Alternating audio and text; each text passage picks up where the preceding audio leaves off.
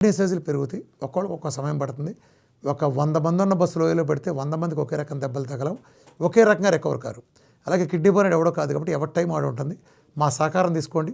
మీరు కొన్ని పొరపాట్లు చేసి మీకు రిజల్ట్లు అటు ఇటు వస్తే మీరు ఏమనుకోవాలంటే, అదేంటి నేను డైట్ చేస్తున్నాను, సరిగ్గా చేస్తున్నాను, తగ్గలేదు అనుకోమాకండి.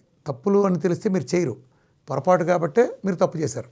సో మా దగ్గరికి వస్తే మా టీం సహకారంతో మీరు దిద్దుకు నెక్స్ట్ చేయండి. రివ్యూలు ఉండేది అందుకే మీరు చక్కగా చేయండి.